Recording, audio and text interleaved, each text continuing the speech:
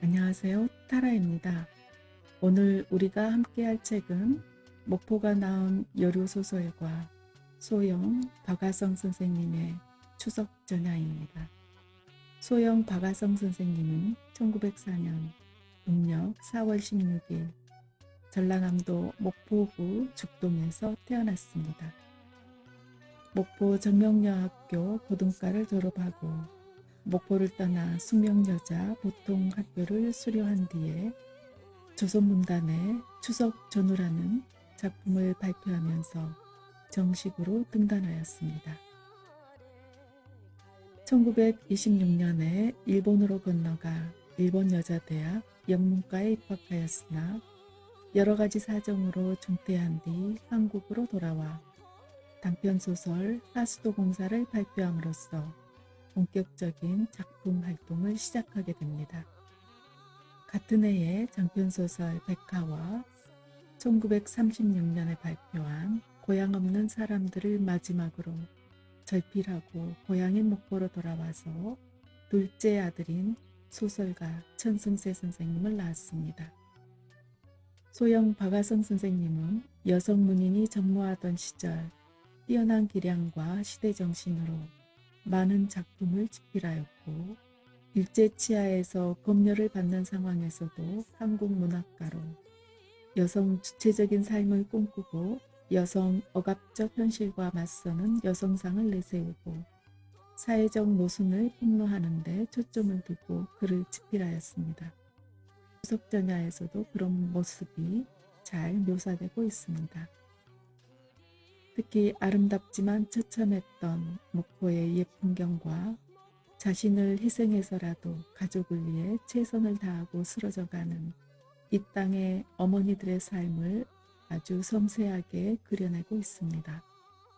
목포의 여류작가, 한국문학사의 길이 남을 박아성 선생님의 첫 번째 작품, 목포를 배경으로 그려낸 추석전야입니다. 방적공장에 오후 6시 기적이 띠하고 울자 도시락 싼 흰볼을 옆에 낀 여공들이 우르르 몰려 나온다.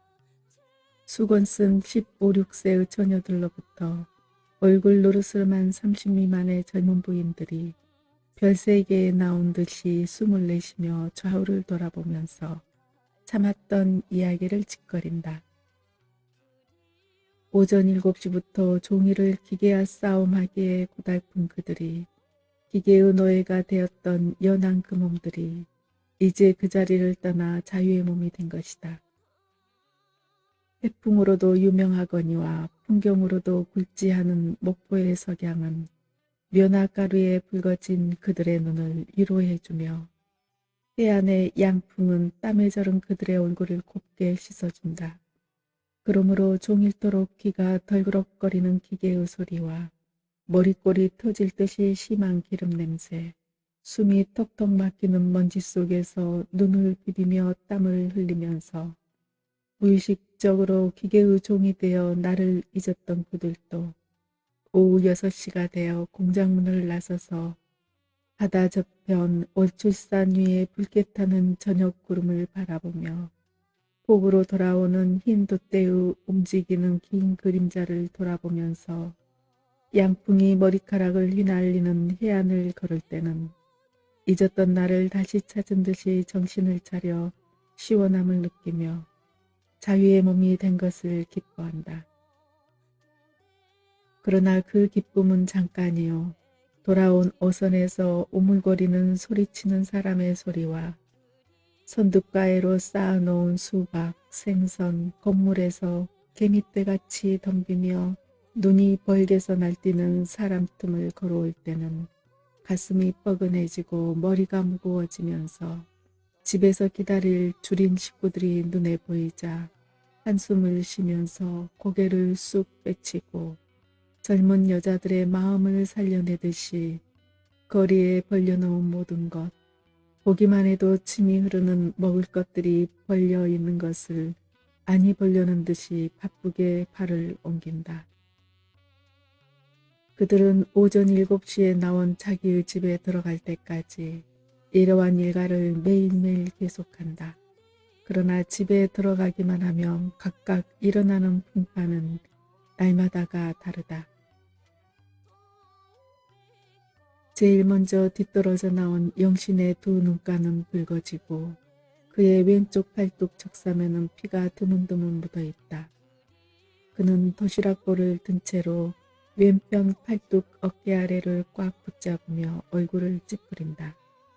아이고야, 이렇게 몹시 다쳤을까? 아이고, 날짜야. 하는 한숨과 함께 손을 떼인다. 눌렸던 당모시 적삼이 피에 착 달라붙었다. 그의 매일 위럭거린 석양은 의고히 붉고 바람은 여전히 서늘하건만 흰 돛대는 더욱 한가히 돌아오건만 오늘은 그것도 그녀의 눈에 띄지 않아지고 다만 비분과 원한의 숨을 시끈거리며 발만 제게 놀린다. 임지여쇼, 나는 벌써 나온 줄 알고 앞만 찾아도 있어야지. 하고 축에서 기다리고 섰던 이웃집 옥내 어머니가 반갑게 다가오며 도시락을 빼앗는다. 이때까지 기다렸을 때까? 늦은데 먼저 가실 것이지. 하며 영신은 팔을 붙잡는다. 참 시럽지. 많이 다쳤어? 아이고 저피 어쩔까. 바알간이 묻은 것이 참 보기 싫은데. 이놈의 목구멍이 무엇이라고 그저 허대다가 별꼴을 다 당한단 말이오. 하며 영신의 얼굴을 쳐다보더니 울었어? 눈까지 볼고요. 어머니가 또 깜짝 놀래시고서 어서 나아였을 것인데. 글쎄 말이오. 어머니가 놀라실 것이 딱하지. 이왕 이런 몸이야 팔이 부러지거나 말거나 말을 마치지 않고 입술을 꽉 문다. 눈에서 눈물이 한 방울 툭 떨어진다. 기어코 그놈이 일을 저질러 만다니께. 하필 요새사 말고 팔을 다쳤으니 아이 원수 자식 하고 옥내 모두 눈을 씻는다. 영신은 아까 공장에서 당하던 일이 문득 눈에 보인다. 곧 조금 전이다. 공장 감독이 와서 돌아다니다가 양금이라는 처녀의 긴 머리를 쭉 잡아당겼다. 양금이는 깜짝 놀라 돌아보다가 감독인 줄 알고는 다시 고개를 돌렸다. 이러한 짓이 한두 번 아닌 까닭이다. 그자는 다시 양금의 머리를 쓰다듬으며 이쁜 사람이 머리가 좋소? 하고는 또 한 번 잡아당기고는 뺨을 만지려 하였다. 참았던 양금이도 두 번째는 못 견디겠던지 머리를 툭 채어 잡아 빼며 왜 이래? 미친놈이네 하며 영신에게로 피해왔다. 양금이는 여공 중 제일 어여쁘고 귀여운 처녀인데다가 영신을 따르는 고로 영신 역시 사랑하는 까닭이다. 징그럽게 빙긋이 웃고 섰던 감독은 무한한 얼굴에 두 눈이 벌개지며 뭐? 내가 미친놈이? 이놈의 가시네 나쁜 말이 햇소지발이? 하며 양금이를 때리러 드는 듯이 쫓아왔다. 양금이는 영신의 뒤로 돌아가며 그래 어째 왜 남을 건드려? 벌써 감독의 검은 주먹은 양금의 붉고 연한 뺨을 휘갈겼다. 이놈의 가시네 또 말해봐라. 내가 어째 미친놈이냔 말이다. 하며 또 한 번 주먹이 올 차례다. 영신은 빨리 주먹을 어깨로 받아 휙 뿌리치고 돌릴 때 기계를 건드리자 북이 튀어나와 적삼을 뚫고 왼팔을 찔렀다. 양금은 얼른 두 손으로 팔을 꽉 잡으며 아이고 머니 경아 어머니가 다쳤네 하며 엉엉 울고 있다. 다른 여공들도 고개를 돌리고 혀를 끌끌 차나 감히 가까이 오지는 못한다. 감독은 놀란 눈으로 분이 찬 영신을 내려다보면서 당신이 왜 참견했소? 하며 미안한 듯이 적삼의 묻은 피를 바라본다. 영신은 전일부터 빈부와 계급에 대한 반항심을 잔뜩 가지고 있었으며 더구나 감독의 평일 행위를 몹시 미워하던 터이라 떨리는 입술로. 그러면 당신이 왜 먼저 그따위 짓을 하느냐 말이야. 감독이면 점잖게. 감독이나 하지. 어린애들 머리를 잡아당기며 부인들을 건들며 그따위 못된 짓을 하니 누가 좋다고 하겠소. 그래놓고도 당신이 도리어 때려? 응? 그게 무슨 짓이야.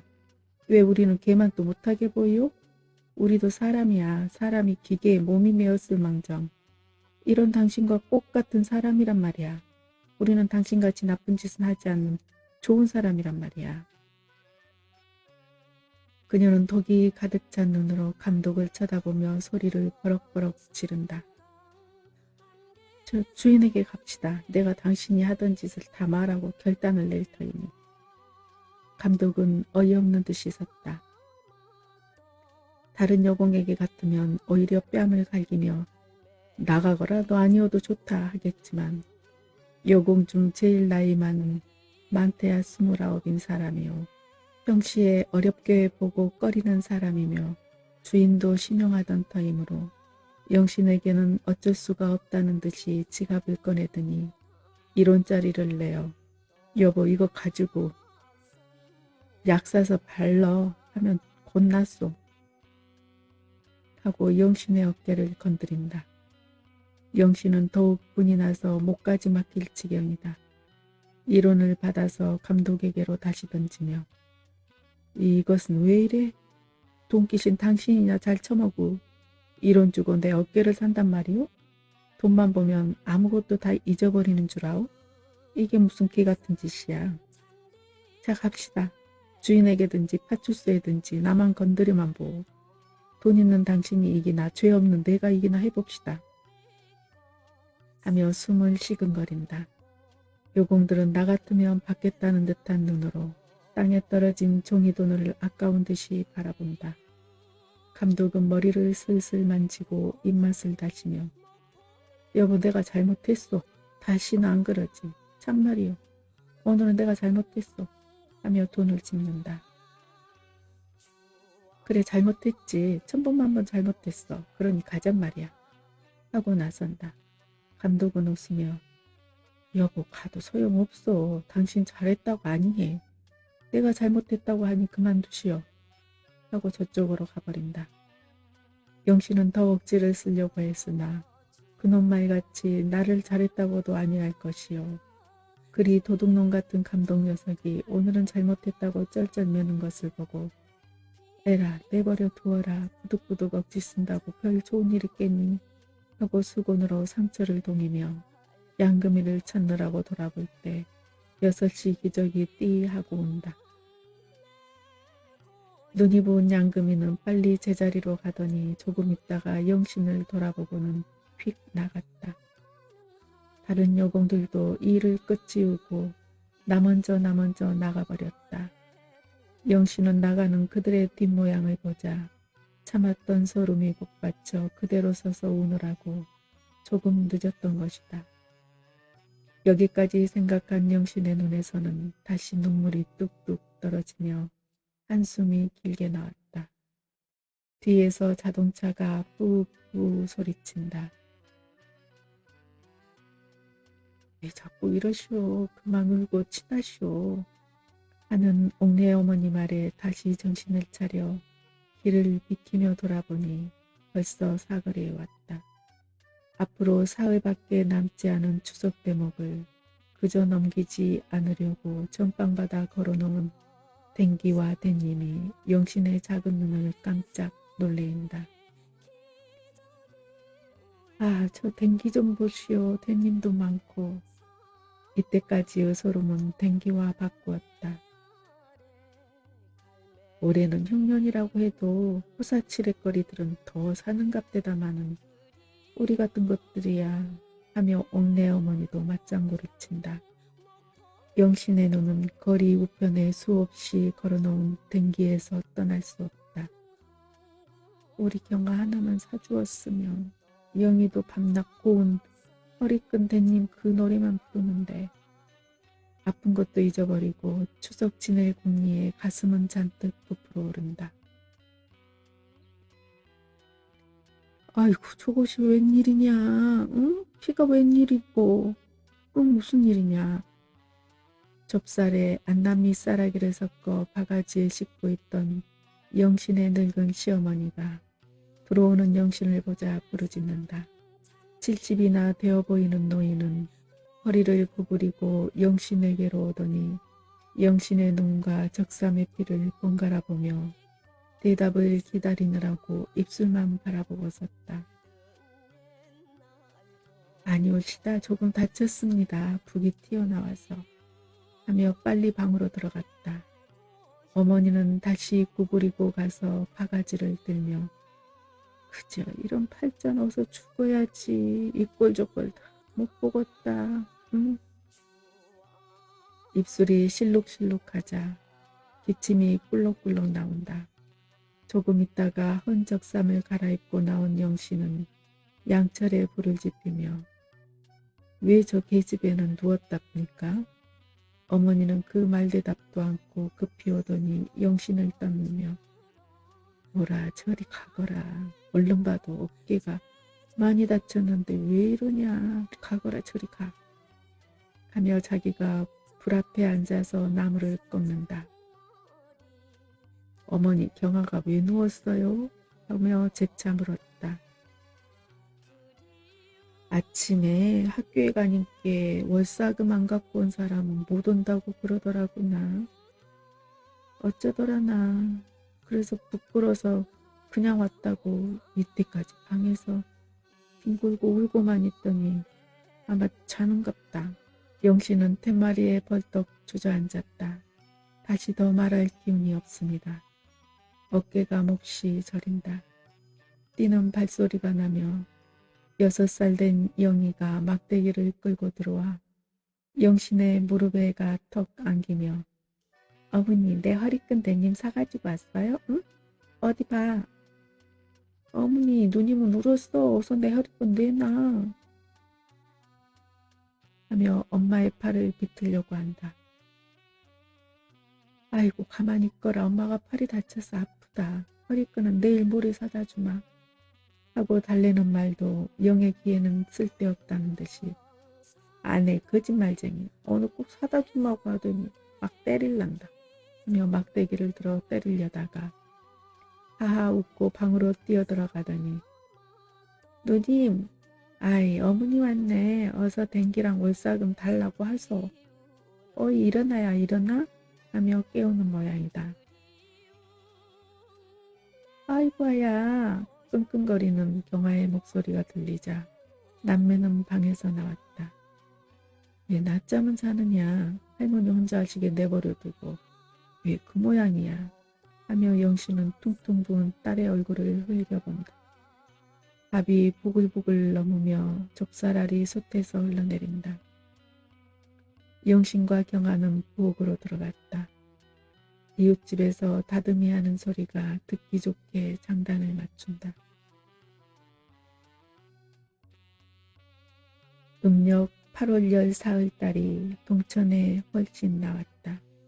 전등이 빛나는 시간은 거듭 달의 빛을 받아 기와집과 초가지붕이 아슬하게 보인다.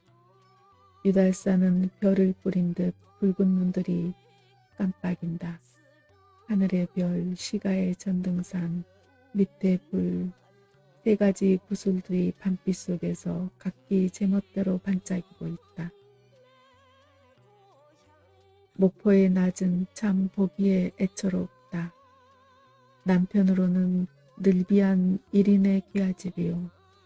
중앙으로는 초가의 부잣집의 옛 귀하집이 섞여 있고 동북으로는 수림 중에서 양인의 집과 남녀 학교와 예배당이 솟아있는 외에 몇 기와집을 내놓고는 땅에 붙은 초가뿐이다. 다시 건너편 유달산 밑을 보자 집은 돌틈에 구멍만 빤히 뚫어진 돼지막 같은 초막들이 산을 덮어 완연한 빈민굴이다. 그러나 차별이 심한 이 도해지를 안고 있는 자연의 풍경은 극히 아름다웠다. 동북으로 비스듬히 높은 성당상 숲속에서 십자가를 머리에 꽂고 아련히 내려다보는 성당은 멀리 서해에 떨어지는 낙조를 바라보며 느린 종소리를 거머가는 시가에 고요히 흘린다. 앞산 달성사의 새벽 종소리에 눈뜬 목포는 뒷산 성당의 저문 종소리에 눈을 감는 것이다. 옛철의 새벽 종소리 사원의 만종은 목포가 홀로 가진 자랑거리이며 성당 이북으로는 바가는서의 풍경소리가 한가롭고 논두렁길로 풀을 지고 오는 농부와 한면은 아낙네들의 훈금타령이 흐르는 농촌이요. 북편 바닷가에 자리를 잡고 앉은 기와 가마는 어촌이다. 감자배, 수박배, 나무배, 고깃배, 돛대가 들어선 해변에서 김칫거리를 씻고 있는 부인은 어부의 아내인 듯 유달산 북편은 구멍만 뚫어진 돌틈 초막이요. 남편의 유달산은 푸른 밭뿐이므로 산 밑은 산촌을 보는 감이 있다. 하루에 4번씩 나가고 들어오는 기차를 보내며 맞는 정차장을 중심으로 조선인과 1인의 상점이 질비한 중앙은 조선의 맷지 안 가는 도예지로 부끄럽지 않으며 크고 작은 섬이 둘러있는 푸른 바다에 점잖은 기성과 어여쁜 흰 돛대 방정스러운 발동선들이 들고 나는 항구의 특색은 남편 해안에 있다.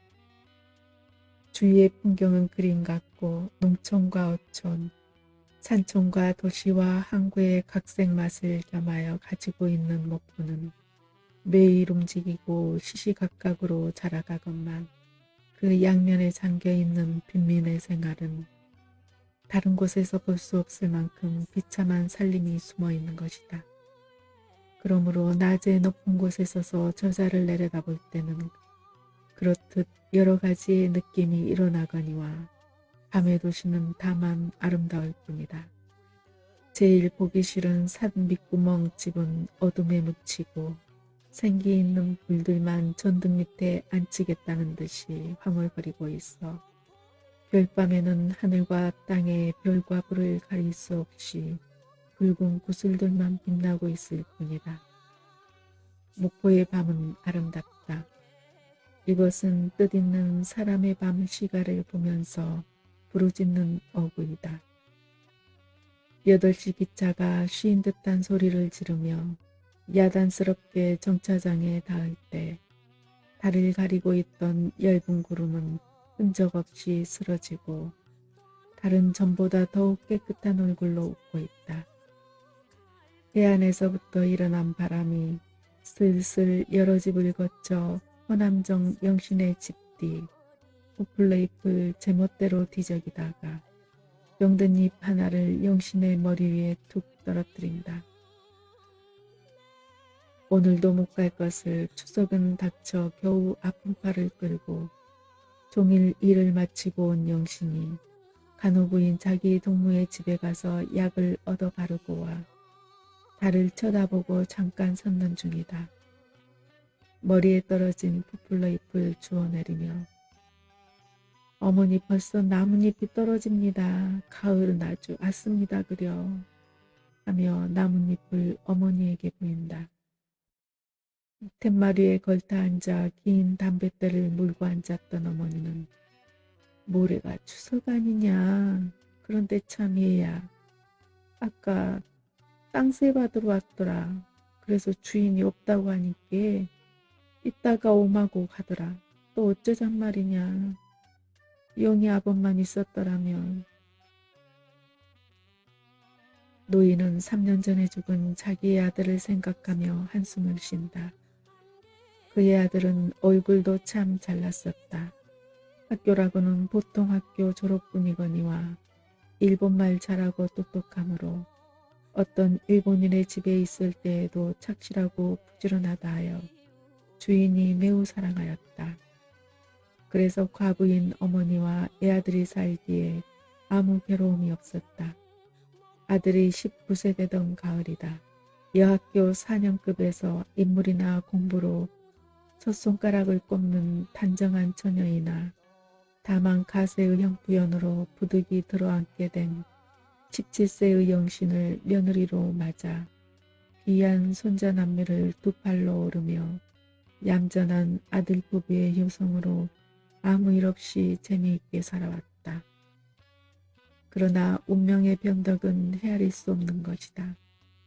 튼튼하고 착실한 그의 아들은 우연히 병이 들어 폐병이라는 이름 아래에서 3년 전 5월에 북만상 한 덩이 흙무덤을 일원으로 여간한 저축은 약값으로 없어지고도 집까지 빼앗겨 겹방으로 돌아다니며 홀 며느리가 바느질품을 팔아 남매의 학비를 대이며 내 식구 목을 축이는 중 금년 4월부터 새로 생긴 방직 공장에 들어가 1급 4, 50전으로 겨우 목숨만 이어가는 이 집 형편이 어떠하랴.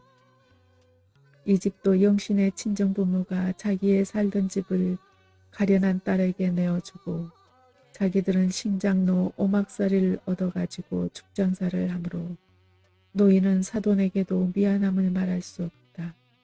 매일 며느리의 애쓰는 모양을 볼 때는 당시 내 아들이 살았더라면 하는 말뿐이니 부재책이나 같이 생각된다. 지금도 모르는 사이에 쑥 나온 것이다. 영신은 얼굴을 찌푸리며 어머니 또 그런 소리를 하십니다 그려. 쓸데 있어요 그런 말 한대야. 서로 속만 상하지요. 그저 사는 대로 살지요. 설마 산 사람 목구멍에 거미줄 칠랍댈까요? 하며 여전히 달만 바라보고 있다. 말은 이렇게 대범이했거니와 사실 어머니 입에서 그 말이 나올 때는 영신의 가슴이 찢어지는 듯 터지는 듯 아직도 남편 생시에 자기를 사랑하여 주며 정답게 해주던 그 사람은 뼈에 깊이 깊이 새겨 있다. 어느 때 남편을 잊으랴. 그는 죽었거니와 그의 사랑은 내가 흙이 될 때까지는 나를 떠나지 않을 것이다. 밤이 깊어 홀로 바느질하고 있을 때는 은연히 자기 남편이 곁에 앉아서 그만하고 잡시다 하며 바느질감을 빼앗는 듯하여 곁을 돌아보면 희미한 등불만 창 틈으로 새어 들어오는 바람에 춤추고 있음을 볼 때는 그냥 그 자리에 엎어져 울며 밤을 새우는 것이 예사였다. 그러나 참고 견디어 늙으신 어머님 생전에 남편의 그 효성을 내가 대신하려니 우리는 못 배워서 꽃을 못 잃었거니와 남매는 기어이 내 팔이 부러지더라도 남부럽지 않게 시켜보려니 결심하고 경아는 여학교에 입학시켰던 것이 12살 되는 금년에 고등과 1학년이며 영희는 유치원에 보내어 매일 재롱이 늘어가는 거로 남매를 낙으로 살고 기막힌 고생과 슬픔을 달게 받고 지내는 중 이번에는 더욱 형편이 어렵게 되었다. 그리 부득부득 조르지는 않지만 경아는 동무들의 모양낸 의복이나 댕기를 몹시 부러워하는 모양이다. 그것도 무리는 아니다. 3년을 되는 대로 흰옷만 주워 입고 남보다 더 길고 검은 머리에 기름때 묻은 흰 댕기만 메고 다니던 어린 것이 아니냐. 지난 5월에 복을 벗자 동무들의 고사나 갑사에 붉고긴 댕기를 보고 와서는 여러 번 붉은 댕기 말을 하였다. 더구나 남편이 사랑하던 경아, 높이 선 콧대와 가느스름한 눈과 기염 있는 입모습이 자기를 닮았다고 항상 거울로 나란히 비치며 사랑하던 경아. 지금도 경아의 웃는 입모습을 볼 때에는 가슴의 쓰림을 이기지 못한다. 그러한 경아의 소원인 붉은 댕기를 추석에는 꼭 해주마고 하여 왔다. 어제도 월사금 때문에 학교에서 그냥 와서 오늘 또 못 가고 있으면서도 행여나 어머니가 댕기감을 사가지고 오시나 물어보고 싶지만 그보다도 더 큰 월사금 때문에 입도 못 벌리고 눈치만 보며 처분만 기다리는 모양이 코가 시도록 애처로우며 철없는 영희는 유치원에서는 부잣집 도련님의 양복과 구두보다도 윗집에 사온 고운 허리끈과 댄잎만 부러워서 조르니 그것도 사주어야 할 것이다. 그뿐인가. 이번에는 참으로 늙은 어머니 닭목 적삼이라도 해드려야 할 것이다. 새벽이면 5시에 모르게 일어나서 밥 지어 놓으시고 저녁이면 양식이 없어 못하는 저녁 외에는 꼭 손수 지우시고 기다린다. 그러한 어머님이 떨어진 광포적삼만 잊고 계시는 것이 얼마나 불안한지. 그러나 제일 급한 것은 경아의 월사금이다. 영희는 처음에 오옴 빚내어 들여놓은 뒤로는 아직도 아무 말이 없으니 내버려 두더라도 또 땅세가 있다. 그러면 돈이 얼마나 있어야 되나. 경아의 월사금이 2원. 여기까지 생각하자 밖에서 주인 찾는 소리가 들린다. 주인 이수 하는 것은 영감의 소리다.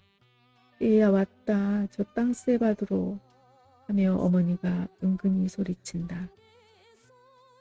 영신은 벌떡 일어나서 나가며 네 있습니다. 땅값이 얼마나 되나요? 하고 단도직입적으로 물었다.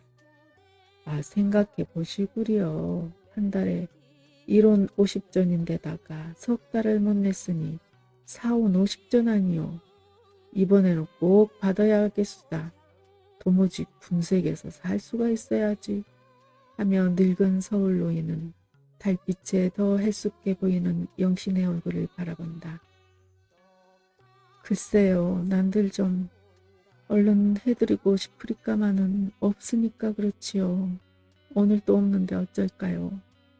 하며 조심스럽게 가만히 노인을 본다. 어쩔까요가 다 무엇이요? 나도 이번에 꼭 받고 말겠소. 없으니 못 낸다고만 하면 나중에는 어쩔 터이요? 그렇지만 없으니까 없다지 있는 걸 없다고 합니까? 지금은 수중에 한 푼도 없으니 말이지요. 영신의 입술은 바르르 떨린다. 여보 그래 못 내겠단 말이오? 못 내겠으면 나가고 집을 팔아버리오 그려. 못 내겠으니 받지 마오. 이건 새를 부리나? 뒷밖에는 박사가 된 듯한 노인은 손을 벌리며 병판을 붙인다. 아이고 노인이 무슨 말씀을 그렇게 하십니까? 못 내는 사람이 새는 웬 새요. 돈 있는 사람이나 새 부릴 세상에 새가 웬 말입니까? 그만두고 가십시오. 내일은 꼭 드리리다. 툭 내던지듯이 하고 영신은 들어와 그 전자리에 다시 앉아 달을 바라본다. 달은 여전히 평화롭게 웃고 있다. 그러면 내일 저녁에 올 터이니 해놓고 기다리시오? 하고는 지팡이의 소리만 점점 멀리 들린다. 영신은 두 손을 가져다 얼굴을 가리고 몸을 2번 흔들었다. 어머니의 한숨소리가 산이 무너지라는 듯이 들린다. 영신은 깜짝 놀라 고개를 들었다. 어머니의 계신 것을 잊어버린 것이다. 영신은 북받치는 비와 분기를 참고 천연히 앉아 아까 생각을 계속한다. 경아의 월사금 2원, 댕기대니 모두하여 3원가량이다. 땅세가 4원 50전. 내일은 다시 좁쌀과 쌀아기를 싸야 할 것이다. 또 명일이라고 고개는 못해드리나마 백미 한 대는 사야 될 터인데 1원만 있으면 될 것이다. 그러면 얼마이냐? 11원이다. 11원만 있으면 우선 발등에 불은 끄겠다. 11원. 영신은 아까 공장 시찰하러 왔던 당지 부자의 아들 감독이 눈에 보인다. 그 부자의 아들은 죽은 자기 남편과 한 동창생이다. 그러나 빈부의 차로 하나는 고생만 하다가 죽어버리고 하나는 공부를 계속하여 마친 것이다. 그 심술궂은 감독 녀석이 굽실굽실하며 차례로 구경시킬 때 그는 아무 기색이 없이 평범하게 보기를 마치고 나갔다. 그는 부자랄 망정 과히 호사는 아니하였으나 그의 가진 야강 주식에는 분명히 고가일 것이다. 그 시계 아니 그에게는 아니 부자라는 놈의 주먹 속에는 철갑 속에는 몇 천원 몇만 원이 있으렸다. 지금도 술을 마시며 한자리에서 몇십 원씩 희생의 웃음값 주기에 얼마든지 없어질 것이다. 그 흔한 돈이 왜 이런 몸에는 이리도 귀한가. 내일은 공장에서 돈을 준다고 하였다. 11급이 5원이니 6원이 모자란다. 6원, 6원, 6원만 있으면 무엇 팔을 것이 있나 할 것도 없다. 그러면 어쩌랴. 영신은 고개를 숙이고 방침을 생각한다. 아까 수님이네 집에 갔을 때 바느질품 파는 수님의 시어머니가 바느질감이 너무 많다고 하였다. 그것은 갑사저고리 하나와 적은 관사저고리 2개였다. 그렇다 그것을 가져오자. 싹은 3개의 1원 10전이다. 11원이라면 가져오자. 그는 바쁜 듯이 벌떡 일어났다. 어깨가 다시 아프기 시작한다. 저린다. 쑤신다. 이 어깨를 가지고 어떻게 하랴. 그러나 가져오자. 영신의 발은 무의식으로 문을 향하여 옮겨진다. 얘야 어디 갈래? 하는 어머니의 소리에 깜짝 놀라며 저기 좀 다녀오겠습니다. 하고는 쑥 나왔다. 어쩐지 정신이 희미하여지고 머리가 감감하며 아득한 것 같다. 밤저자에는 모든 실과가 불빛에 반짝인다. 바느질하며 전방 지키는 부인들이 눈에 띄인다. 어디선지 시계가 10시를 땡땡 친다. 하늘 한가운데서 꿈으로 들어가는 도예를 애달픈 듯이 내려다보는 달의 얼굴은 더욱 빛난 웃음에 맑아진다.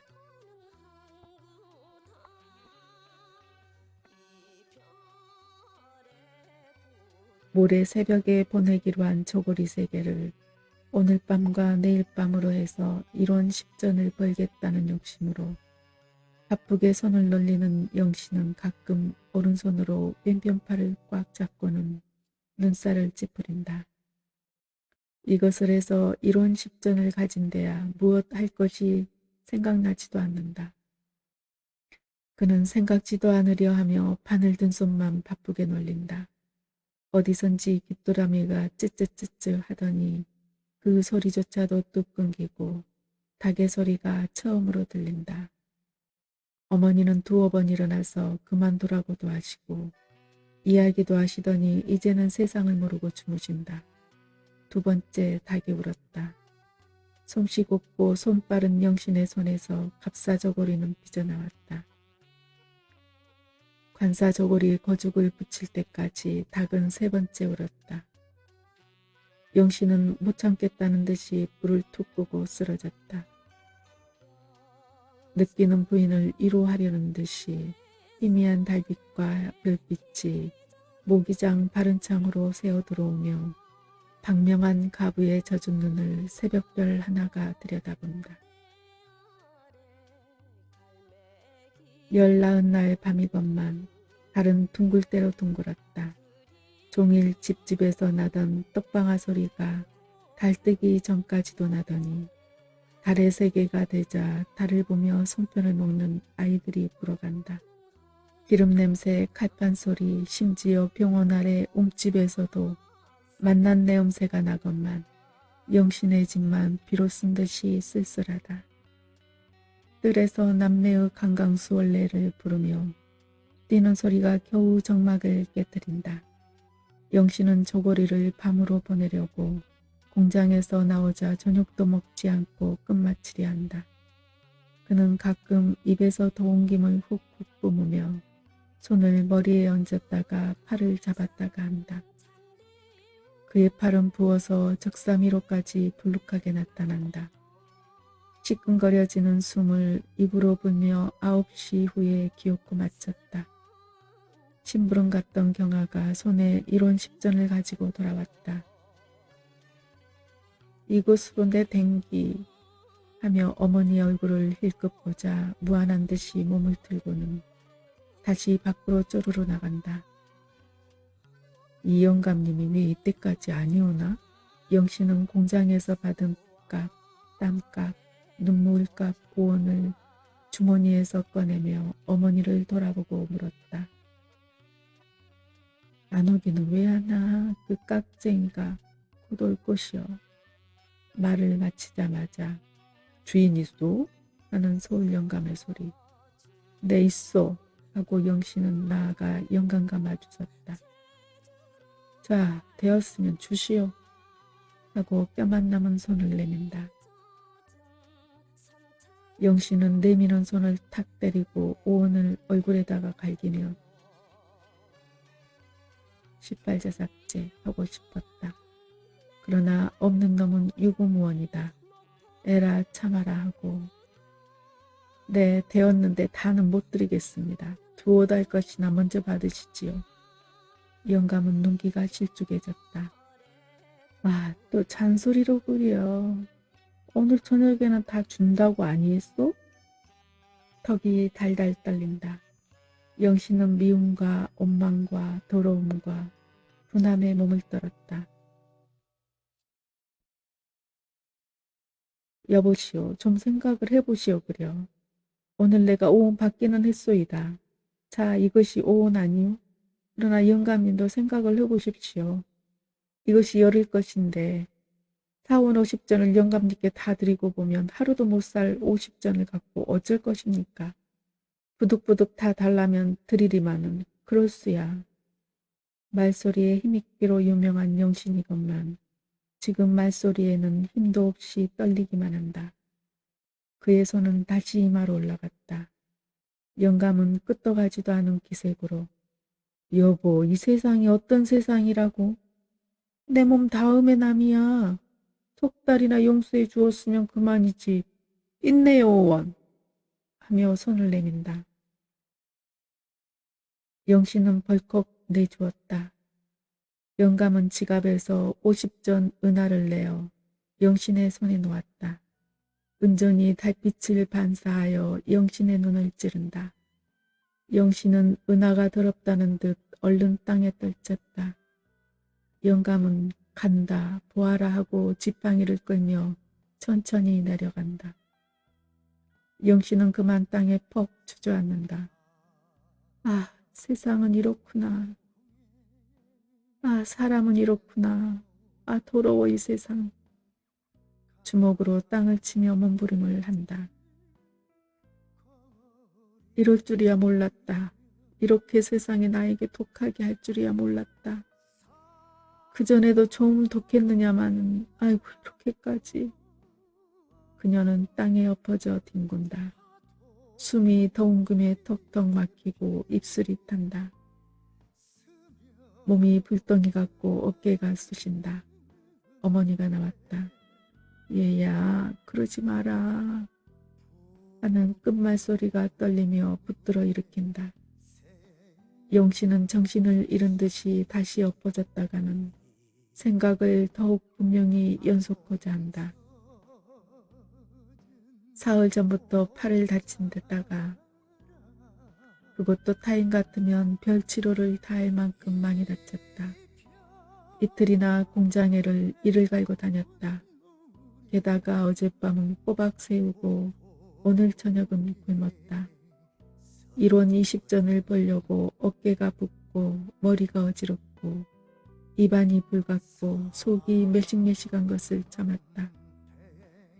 그래서 땅세를 3원만 주게 되면 2원 60전을 가지고 불덩이 같은 이 몸을 끌고 저자에 나가 생각던 대로 해보려고 하였다. 그리하더니 아, 요런 일까지도 야속하게 몹시도 나를 볶는 이 세상. 영신은 생각을 마치고 죽은 듯이 엎어져 버렸다. 어머니의 주름 잡힌 얼굴에 흘러내리는 늙은 눈물이 달빛에 반짝인다. 얘야 일어나거라. 너가 이러면 나는 어쩌겠냐. 어머니의 울음이 뚝 터졌다. 입술을 불며 혀를 마시면서 소리가 커진다. 경아가 영희를 데리고 오다가 우는 할머니의 얼굴과 엎어진 어머니를 번갈아 보다가 어머니 위에 엎드리며 으악 소리친다. 영희도 운다. 영씨는 소스라치며 일어났다. 그 중에서도 남 부끄러운 생각이 난 것이다. 아이고 무슨 소리들 있냐. 남 부끄럽게. 말할 때마다 입에서 더운 김이 훅 끼친다. 입술이 부었다. 얼굴이 붉은 물을 들인 듯이 벌겋게 달았다. 적사미로 부요스름한 물이 팔에서 스며나왔다. 무심한 달은 빛난 웃음을 영신에게 보낸다. 떨어진 은전이 말없이 희게 빛난다. 이것을 본 영희는 울음을 그치고 얼른 은전을 집으며 어머니 돈 여기 있어 하고 빨리 집어든다. 적을 받아 떨어진 은전은 아들의 손에서 더욱 곱게 빛나고 있다. 아 영아 버려라 내버려라 더러운 그 은전은 아 버려라 더럽다 하고 몸소리를 치며 다시 엎어진다. 벼랑간 기침이 시작되었다. 그녀는 몸을 빙빙 틀며 괴로워한다. 어머니는 며느리를 붙들고 들어왔다. 어머니의 눈이 둥그레지며 얼굴이 노랗게 질린다. 어린 남매의 울음소리가 다시 터졌다. 막차가 처량한 소리를 지르고 달려온다. 영희가 내버린 은전은 마당에서 여전히 빛나고 있다. 1924년에 박아성 선생님께서 쓰신 추석 전야였습니다.